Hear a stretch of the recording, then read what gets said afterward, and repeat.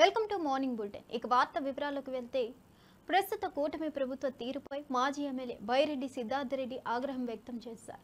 ఈసారి ప్రాణం పెట్టైనా జగన్ను తిరిగి ముఖ్యమంత్రి చేయాలన్న కసితో మేమంతా ఉద్యమిస్తామని చెప్పారు. తమను ఇబ్బంది పెట్టిన అధికారులను వదిలిపెట్టబోమని భావన ప్రజల్లో కార్యకర్తల్లో రగిలిపోతుందని పేర్కొన్నారు. జగన్ పాలనలో ప్రజలకు లాభాలే కలిగాయని, అలాంటి నాయకుడు మళ్లీ సీఎం కావాల్సిన అవసరం ఉందని తెలిపారు. సంక్షేమ పథకాలను నిలిపివేసిన కూటమి ప్రభుత్వంపై ప్రజల్లో ఆగ్రహం ఉందన్నారు. వైఎస్ఆర్సీపీ నేతలు ఐక్యంగా పనిచేసి విజయాన్ని సాధించాలని పిలుపునిచ్చారు. ప్రభుత్వం కంప్లీట్ గా ఫెయిల్ అయిందని చెప్పి ఈ సందర్భంగా నేను తెలియజేసుకుంటూ, ఎప్పుడైనా ఎవరైనా ఈ రాష్ట్రంలో పోయి ఏదన్నా సంక్షేమ పథకాలు ఇచ్చిన హామీలో నెరవేర్చినారా లేదా అంటే డైవర్షన్ కోసం రోజుకు ఒక టాపిక్. దాంట్లో తిరుమల వెంకటేశ్వర స్వామిని కూడా వాడుకున్నారు, కల్తీ లడ్డు అన్నారు, ఒకరోజు లిక్కర్ స్కామ్ అన్నారు, ఒకరోజు ఆడదాం ఆంధ్ర అన్నారు, ఒకరోజు మైనింగ్ స్కామ్ అన్నారు. ఏ ఒక్కదానికి కూడా ఎవిడెన్స్లు ఉండవు. 2017లోనో 18లోనో ఎప్పుడో ఎక్కడో ఏదో ఒక చిన్న గ్రామంలో గొడవ జరిగితే ఆ కంప్లైంట్ను కూడా తీసుకొని వచ్చి ఈరోజు వైఎస్ఆర్ కాంగ్రెస్ పార్టీ పైన కేసులు కట్టే పరిస్థితి. ఒక సామాన్యమైన సోషల్ మీడియా కార్యకర్త వైఎస్ఆర్ కాంగ్రెస్ పార్టీకి ఒక లైక్ కొట్టినాడని చెప్పి దానిపైన కేసులు కట్టే పరిస్థితి. ఈరోజు మొత్తం రాష్ట్రంలో ఉండే వైసీపీ వాళ్ళు నిజం చెప్తానా, 2024 ఎలక్షన్ రిజల్ట్ వచ్చిన రోజున రాష్ట్రంలో వైఎస్ఆర్ కాంగ్రెస్ పార్టీ కార్యకర్తలందరూ కూడా డీలా పడిపోయినారు. ఏందిరా ఇట్లా ఓడిపోయినాం, ఏందిరా మన పరిస్థితి, రాజకీయాల్లో ఉందామా సాధించుకుందామా అని ఒక డీలా పడే పరిస్థితిలో ఉన్నారు. కానీ ఇప్పటికి సంవత్సరం కాలే. తెలుగుదేశం వాళ్ళు పెట్టిన ఇబ్బందికి, కూటమి ప్రభుత్వం వాళ్ళు పెట్టిన ఇబ్బందులకు ఈరోజు వైఎస్ఆర్ కాంగ్రెస్ పార్టీలో ఎంత చైతన్యం వచ్చిందిరా అంటే, ఒంట్లో ప్రాణం ఉంటే చాలరా జగన్మోహన్ రెడ్డిని ముఖ్యమంత్రిని చేసుకొని అవతలోడిని, మనల్ని ఇబ్బంది పెట్టినోడిని తొక్కినాకనే చచ్చిపోదామనేంత యూనిటీని తీసుకొచ్చింది కూడా ఈ కూటమి ప్రభుత్వం వాళ్ళే. నేను ఊరికనే చెప్పడం లేదన్నా, ఏ గ్రామానికన్నా నిరుత్సాహంతో డీలా పడిపోయిన ప్రతి ఒక్క వైఎస్ఆర్ కాంగ్రెస్ పార్టీని ఈరోజు లేపి మళ్ళా ఉత్తేజపరిచినది ఈ కూటమి వాళ్ళే అని చెప్పి ఈ సందర్భంగా నేను తెలియజేసుకుంటూ, ఎన్ని కేసులు పెట్టుకున్నా, ఎన్ని అరెస్టులు చేసినా కూడా ఈరోజు వైసీపీ వాళ్ళైతే కానీ డిసైడ్ అయి ఉన్నారు, జగన్మోహన్ రెడ్డి గారి కోసం కష్టపడాలా, రాష్ట్రంలో మళ్ళా ఒక్కసారి మంచి పరిపాలన తీసుకొని రావాలని చెప్పి అనుకుంటున్నారు. కాబట్టి ఈరోజు మేము కూడా ఆ హరిహర వీరమల్లు చిత్రంపై సిపిఎం రాష్ట్ర కార్యదర్శి శ్రీనివాసరావు సంచలన వ్యాఖ్యలు చేశారు. ఇది చారిత్రక ఘట్టంగా కాకుండా కల్పిత కథ మాత్రమేనని స్పష్టం చేశారు. అపోహాలతో కూడిన ఈ చిత్రం ముస్లింలపై వ్యతిరేక విద్వేషాలను రెచ్చగొట్టేలా ఉందని ఆందోళన వ్యక్తం చేశారు. రాజకీయ బాధ్యత కలిగిన స్థాయిలో ఉన్న పవన్ కళ్యాణ్ వాస్తవాలను ప్రజలకు వెల్లడించాల్సిన అవసరం ఉందన్నారు. అభిమానులా భావించి ప్రజలు సినిమాను చారిత్రాత్మకంగా మానుకుంటే అది అపజయం అవుతుందని పేర్కొన్నారు. సాంఘిక సామరస్యతకు భంగం కలిగించే చిత్రాలు ప్రమాదకరమని అభిప్రాయపడ్డారు.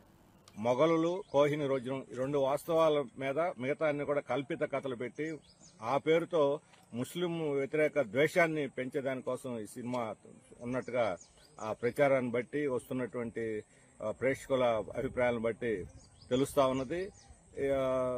వాస్తవానికి చరిత్రలో కల్పిత గాథని ఒకటి పెట్టి ఈ రకమైనటువంటిది చేయటం సరైనటువంటిది కాదు. అందులో పవన్ కళ్యాణ్ లాంటి ఒక ఉన్నత స్థానంలో ఉన్నటువంటి వ్యక్తి ప్రజలకు వాస్తవాలు చెప్పాల్సిన పోయి కల్పిత కథలను చరిత్ర కింద చూపెట్టి భ్రమలు సృష్టించడం సరైనది కాదు. అందుకని సినిమాలో, బయట పోస్టర్లో, ప్రచారంలో అన్నింటిలో కూడా ఇది చరిత్ర కాదు కల్పితం అనే ప్రచారం కూడా దీంతో పాటు వేయాలని చెప్పి సిపిఎం డిమాండ్ చేస్తున్నది.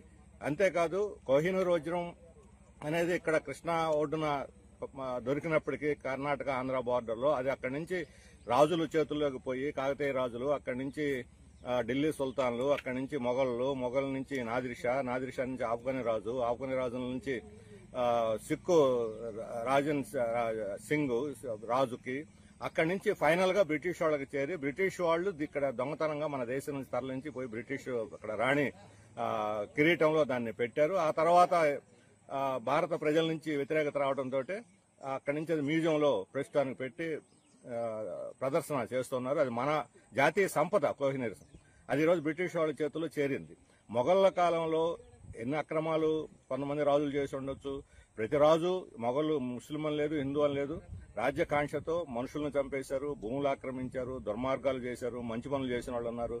ఈ ఫ్యూడల్ వ్యవస్థకు ప్రతినిధులు వాళ్ళు. అటువంటి సమయంలో మొఘళ్ళు కూడా చాలా యుద్ధాలు చేశారు, భూములు ఆక్రమించారు. కానీ ఆ కాలంలో సృష్టించబడిన సంపద అంతా మన దేశంలో ఉండిపోయింది. మొఘళ్ళు కూడా ఇక్కడే ఆఖరి మొఘలు చక్రవర్తి కూడా బ్రిటిష్ వాళ్ళతో పోరాడే చనిపోయాడు. కానీ ఆ తర్వాత వచ్చిన బ్రిటిష్ వాళ్ళు మన సంపదనంతా దోచుకొని బ్రిటన్ తరలించుకుపోయారు. చివరి కోహినూర్ వజ్రాన్ని కూడా తీసుకుపోయారు. ఆ వాస్తవాన్ని ప్రజలకు చెప్పకుండా ఈయన పలుకుబడి, పవన్ కళ్యాణ్ గారి పలుకుబడిని మోడీ దగ్గర ఉంది, కేంద్ర ప్రభుత్వం మీద ఉంది, హోమ్ మినిస్ట్రీలో ఉంది, దాన్ని ఉపయోగించి ఈరోజు కోహినూర్ వజ్రాన్ని భారతదేశాన్ని తిరిగి రప్పిస్తే, లండన్ నుంచి బ్రిటిష్ వాళ్ళ చేతుల నుంచి విముక్తి చేసి మన దేశాన్ని రప్పిస్తే భారత ప్రతిష్ట ఇనుమడింపజేసిన వాళ్ళు అవుతారు. నిజమైన దేశభక్తి పరులు ఎవరైనా సరే ఆ వజ్రాన్ని వెనక్కి తీసుకురావడం ప్రయత్నం చేయాలి. ఆ వాస్తవం చెప్పకుండా మన దేశాన్ని దోచుకు తిన్నటువంటి బ్రిటిష్ వాళ్ళ ప్రస్తావన లేకుండా ఈ దేశానికి శత్రువులు ఎవరంటే ముస్లింలు, హిందూ ముస్లింల మధ్య వైషమ్యాలను పెంచేదానికోసం జరిగే ఏ ప్రయత్నాన్ని సరే ప్రజలు అనుమతించరు, స్వాగతించరు. అందులో ఆంధ్రప్రదేశ్ మత సామరస్యానికి పెట్టిన పేరు. ఇక్కడ ఆర్ఎస్ఎస్ మతం పుచ్చుకున్న పవన్ కళ్యాణ్ ఈరోజు 5 ఏళ్ల క్రితం సినిమా ప్రారంభించినప్పుడు మంత్రి మల్లారెడ్డి కుటుంబానికి చెందిన ప్రీతిరెడ్డి స్పందిస్తూ తమ ఇంట్లో ఎలాంటి ఈడీ లేదా ఐటీ సోదాలు జరగలేదని స్పష్టం చేశారు. గతంలో ఓ ఈడీ కేసు ఆధారంగా వరంగల్ పోలీసులు కేవలం వెరిఫికేషన్ కోసమే వచ్చారని తెలిపారు. దీన్ని పెద్దగా పొడిగించి వదంతులు సృష్టించడం తగదన్నారు. తమ కుటుంబం ఎప్పుడూ చట్టబద్ధంగా వ్యవహరిస్తుందని, దుష్ప్రచారానికి తావులేదని స్పష్టం చేశారు. ఈడీ దాడుల పేరుతో జరుగుతున్న పుకార్లను ప్రజలు నమ్మవద్దని కోరారు. మా ఇంట్లో ఐటీ కానీ ఈడీ రేడు అట్లాంటి ఏం జరగలేదు. ఒకవేళ జరిగినుంటే నేను మీ ముంగట కూర్చోదండి కాదు, మీరందరూ కూడా లోపల అలౌడ్ లేకపోతుండే.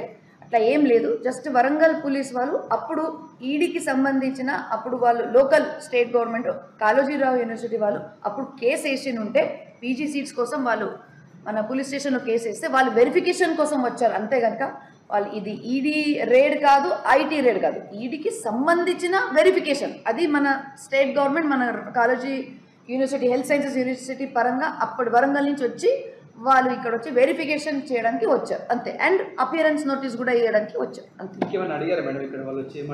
ఏం అడగలే. భద్రారెడ్డి సారు ఉన్నారా అని అడిగారు. సారు ఢిల్లీలో ఉన్నారు, నేను ఉన్నాను. సో సరే అమ్మ మీరు మీరు అపియరెన్స్కి మీరు రావాలి, మీరు కానీ భద్రారెడ్డి గారు రావాలి, వరంగల్కి రావాలంటే సరే సార్ వస్తామని చెప్పినాం. ఇంకా వాళ్ళ డాక్యుమెంటేషన్స్ ఏమేమి ఉన్నాయో అవి అంతా క్లియర్ చేసుకుని వెళ్ళిపోయారు. ఇది ఇంక డిసైడ్ అవుతుంది. మాకు అడ్వకేట్ ఉన్నారు కదా, లీగల్ ఉన్నారు కదా, ఇప్పుడు డేట్ నేను ఇట్లా చెప్పలేను కదా, అది మనం కూడా ప్రిపేర్ అయిపోవాలి దానికి. అదేం రేడ్ కింద రాదు, అది వెరిఫికేషన్. ఇప్పుడు మన పోలీస్ కంప్లైంట్ వెరిఫికేషన్కి వస్తారు కదా, అట్లా వచ్చినట్టు కదా. కానీ వాళ్ళు మొగ్గులు వచ్చేసరికి అందరు కొంచెం అలచలైనట్టు అంతే.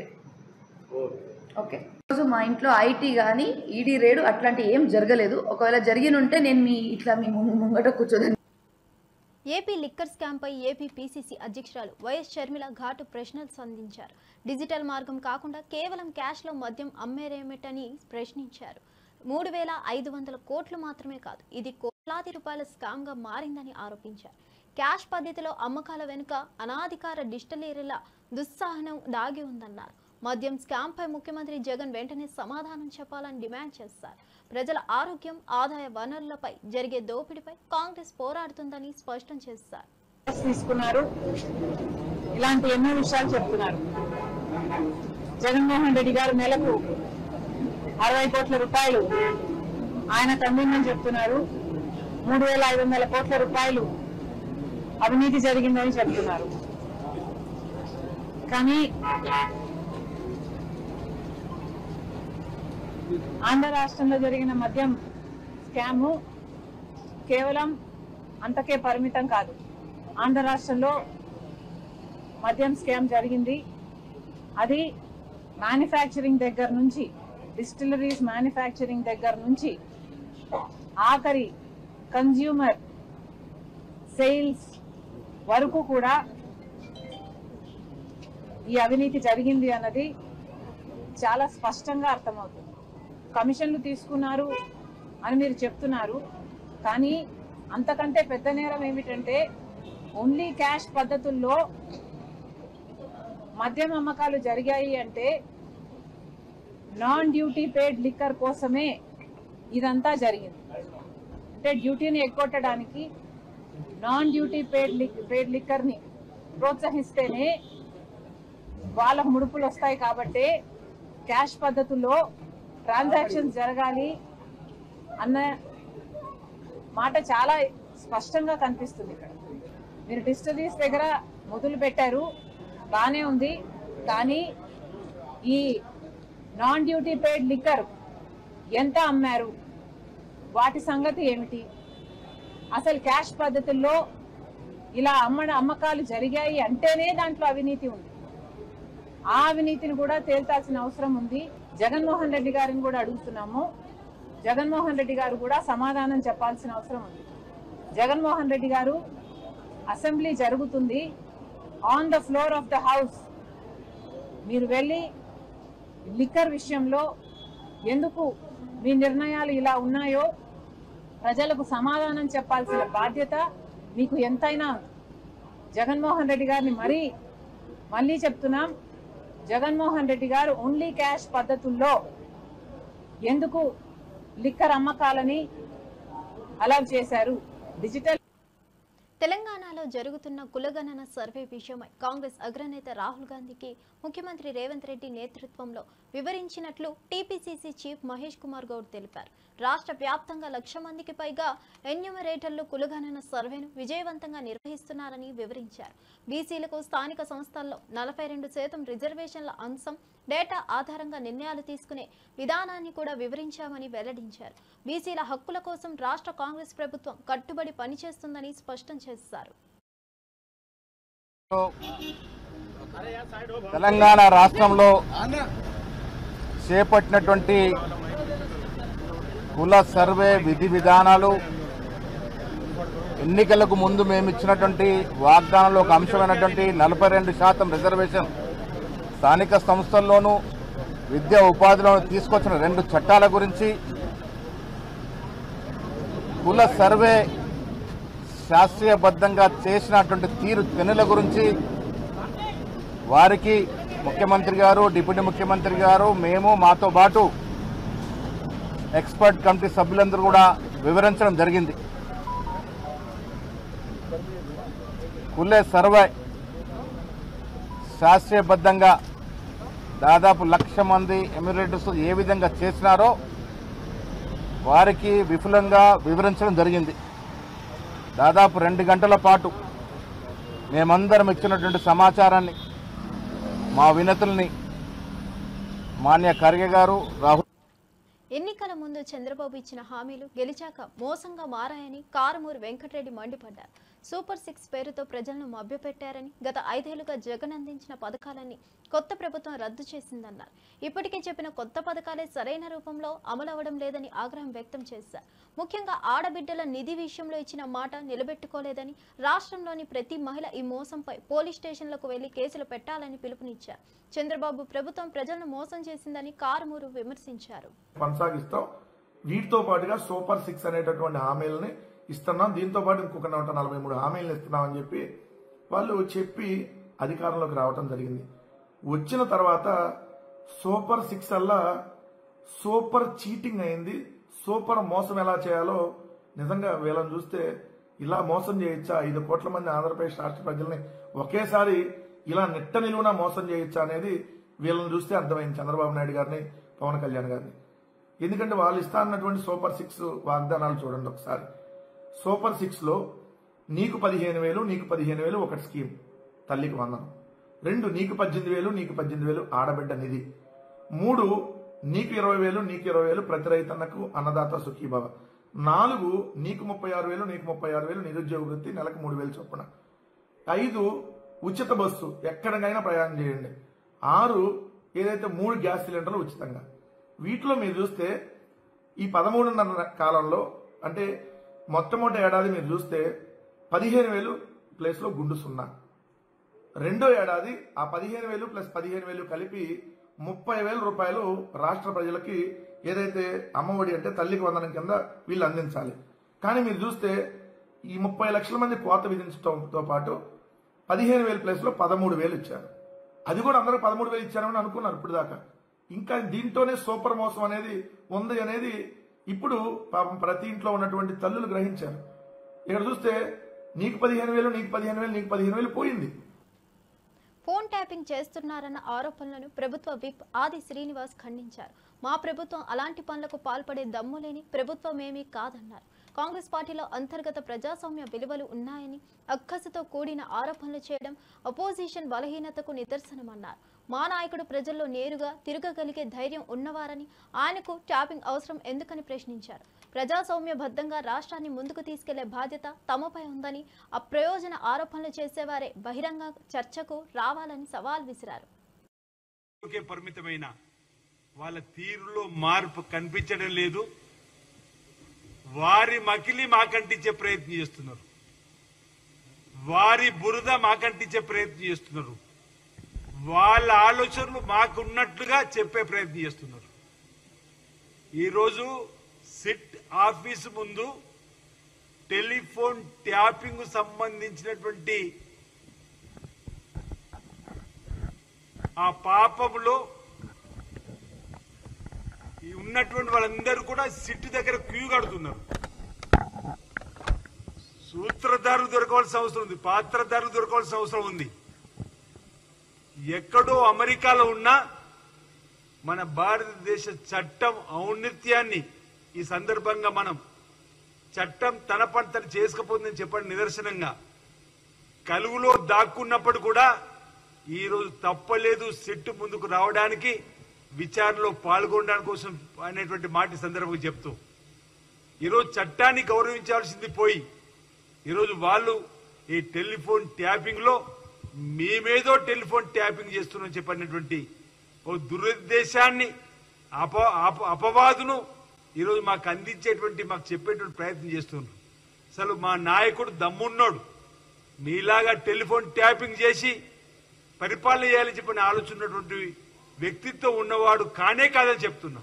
మా కాంగ్రెస్ పార్టీలో అంతర్గత ప్రజాస్వామ్యం కూడా కాస్త ఎక్కువ, మీలాగా నియంతృత్వ పోకడు మా పార్టీలో లేవు.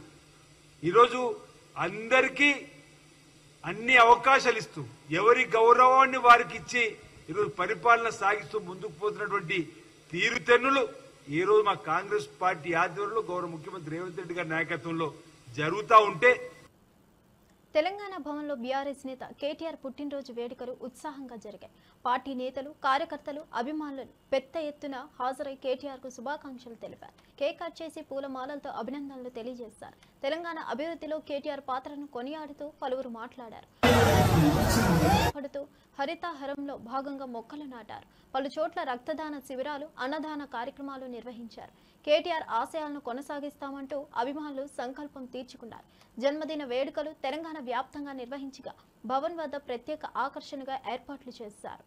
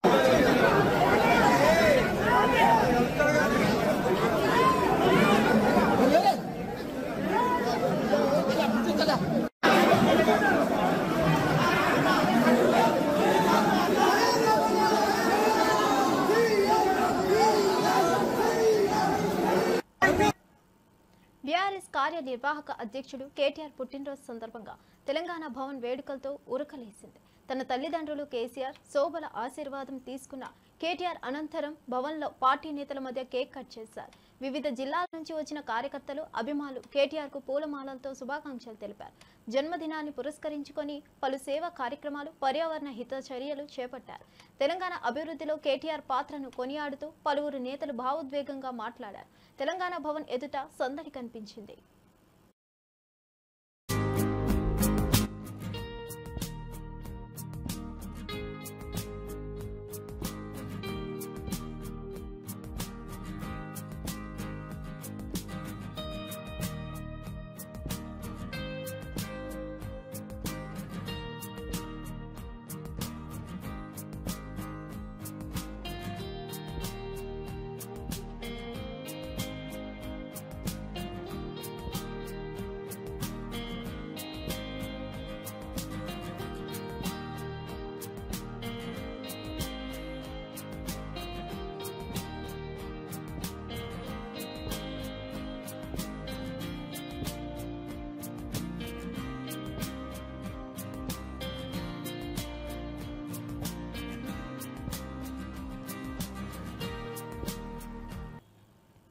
అనంతపురం జిల్లా తాడిపత్రి మండలం ఎర్రగుంటపల్లిలో శ్రీ చౌడేశ్వరి దేవి జయంతిని భక్తి శ్రద్ధలతో నిర్వహించారు.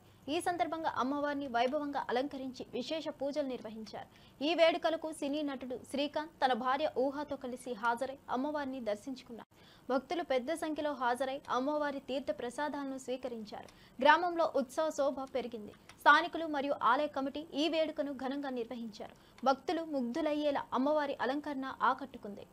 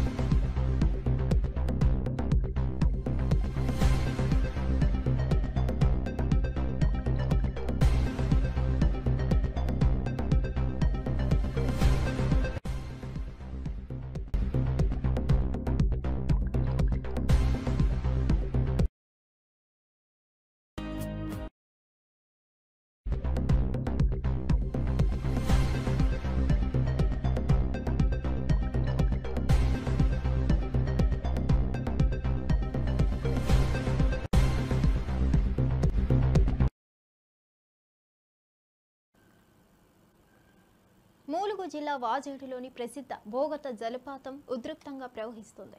గత 2 రోజులుగా కురుస్తున్న భారీ వర్షాలకు పెనుగోలు అటవీ ప్రాంతంలోని కొండ కోనల నుంచి వరద నీరు పెద్ద ఎత్తున వంకల ద్వారా చేరుతుంది. దీంతో జలపాతం ఉప్పొంగి ప్రవహిస్తుంది. పర్యాటకులు ప్రమాదానికి గురికాకుండా ఉండేందుకు అధికారులు అప్రమత్తమయ్యారు.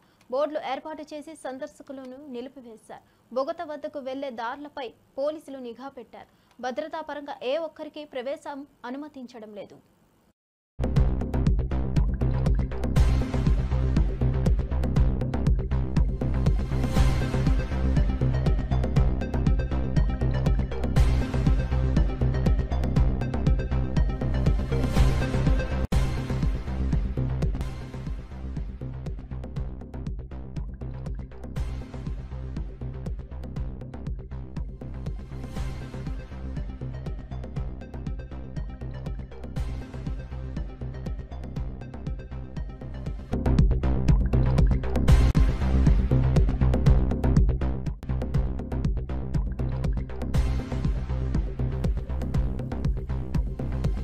హైదరాబాద్ నగరంలో కుండపోత వర్షం కురుస్తుంది. బషీర్బాగ్, ఆబిడ్స్, నాంపల్లి, హిమాయత్ నగర్, కోటి, గోషామహల్ సహా పలు ప్రాంతాలు భారీ వర్షపాతం నమోదైంది. తక్కువ సమయంలోనే భారీగా వర్షం కురవడంతో రహదారులు జలమయమయ్యాయి. ట్రాఫిక్ నిలిచిపోవడంతో వాహనదారులు తీవ్ర ఇబ్బందులు ఎదుర్కొంటున్నారు. లోతట్టు ప్రాంతాల్లోకి వర్షపు నీరు చేరడంతో ప్రజలు అప్రమత్తంగా ఉండాలని అధికారులు సూచించారు. జీహెచ్ఎంసీ విపత్తు నిర్వహణ బృందాలు రంగంలోకి దిగాయి. రాబోయే గంటల్లో వర్షం మరింతగా కొనసాగే అవకాశం ఉన్నట్లు వాతావరణ శాఖ హెచ్చరించింది.